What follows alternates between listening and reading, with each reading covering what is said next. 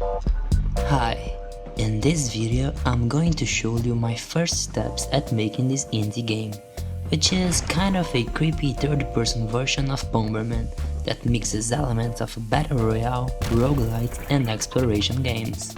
In this first devlog episode, I'm going to cover how the concept came up and how I implemented the first core mechanics of the game.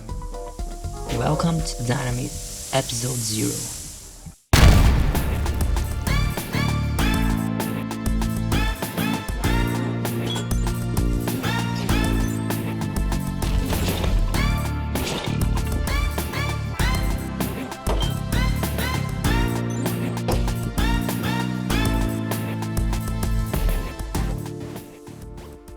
Well, the first version of this game was actually made for a 4-day game jam, sponsored by Wildlife Studios. Me and my teammates needed to make our version of a game that marked our generation. Pretty cliché, isn't it? So, we started with a concepting process to come up with a game idea. The first step was to choose a simple game that we all enjoyed playing in the past. So we chose Bomberman, which is kind of a casual flash version of Bomberman. Then we made a feature mapping of the game, so we could easily analyze its objectives, mechanics, themes, and all important things that compose it. After some brainstorming and discussions, we finally came up with the concept behind our version of the game, which we also put into a feature map. So here goes the result. You are a miner, seeking for gold in a creepy procedurally generated mine. The caves are about to collapse, so your goal is to extract all the gold from the rocks before everything falls apart. However, you're not alone in this gold rush. Some evil miners are trying to do the same, and they will do whatever it takes them to eliminate you and steal your gold. So, to destroy everything in your way and get rid of the competition, you gotta use dynamites, so you can blow up walls, obstacles, and of course, enemies. Also, you can find some special weapons or magical stones to help you in this rush. There were 3 major points that we saw as an opportunity to make the game cooler. First, we decided to give the game a main theme, which was mining. So this would work as a pretext to justify exploding everything in your way, instead of simply placing random robots in random maps with random elements. Second, instead of making killing everyone the main objective of the game, we wanted to make it only an unavoidable strategy to achieve the real goal, that is to extract most of the gold from the mine. This way we are kind of justifying why players have to kill each other. The third point was to make it 3D, but not keeping the original top-down view and only changing the graphics to 3D. There's already plenty of versions like this. We wanted to make this new dimension useful in the gameplay. Okay, at this point we had a main team to lead the development of the game. The next step was to define the gameplay element and start prototyping. Diving into Godot, I started by setting up the third-person controller, which was not supposed to be a problem. However, we soon realized that this third-person version was bringing a lot of issues to the gameplay. And that's because the original game mechanics simply get weird when transformed into third person. In Bomberman you can only walk in 4 directions, up, down, left and right. In third person it would actually become forward, backwards, left and right. But it would feel really boring to walk this way. So we decided to allow the player to walk in any horizontal direction by using the keys to move and the mouse to rotate the camera. Yeah, just like any default third-person controller. Another thing that gets strange in third person is the proportions between the player, the bombs and the corridors. In games like Bomberman, you can clearly see that everything's dimensioned in a grid system, with each element occupying one cell size. And that's what gives the game this puzzle aspect, since you gotta avoid the bombs according to the cell you are in, and you can use some strategy to corner the opponents in a bomb trap. In a multi-directional third-person controller, this would feel really bizarre. If everything were in the same size, the corridors would feel too narrow, the bombs would look too giant, and the players would lose the ability to walk around.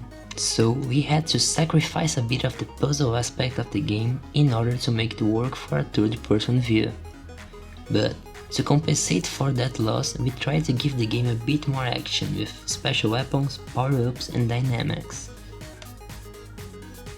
After these tough decisions, it was time to make the characters something different than a giant pill. So I took some great CC0 models from Quaternius, which I'll put a link to in the description. It was great that I had unnecessary animations just out of the box, so I only needed to set up an animation tree to alternate between idling, walking, running, carrying stuff, and dying.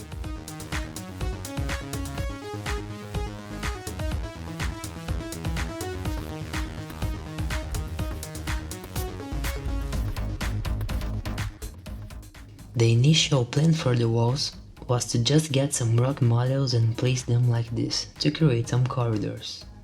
But because it would take too much time and look like crap, I decided to buy this package, which comes with some modular mine corridors. And it was the best decision ever, since it made the level design so much easier. Because it's modular, I could easily set up a grid map to facilitate placing the sections as maze tiles.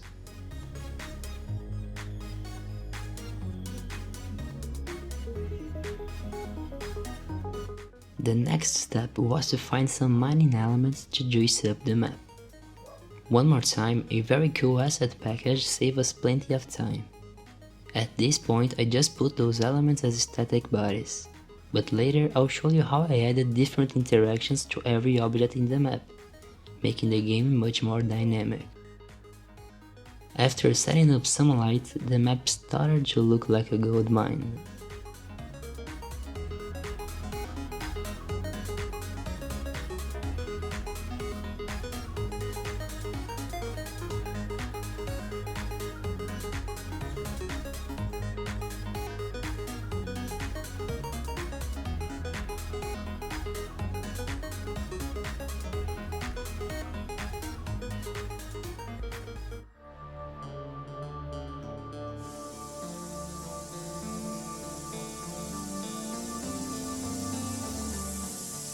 And finally, it was time to make the core mechanic of the game, which is dropping bombs. Well, have you ever seen a real bomb that looked like this? Has it ever existed?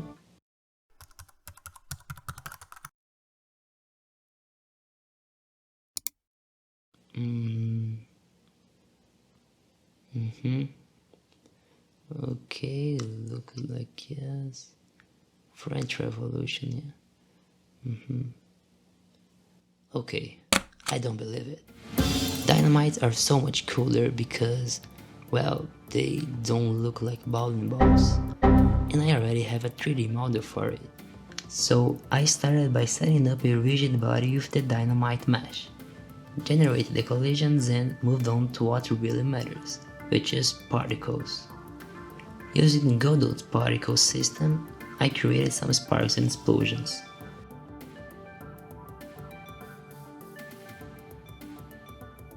Then I just added some nice 3D sound and animated everything.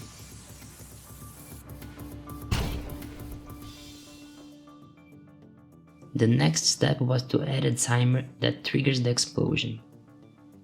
Okay, bomb done.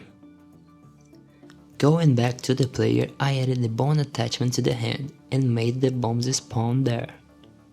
Then I let him drop the bombs by using the space key.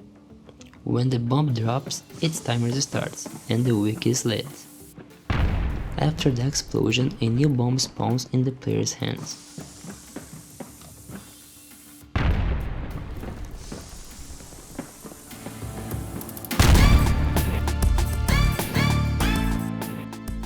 This is probably the time to finish this episode, but there are many more things I'd like to show you guys.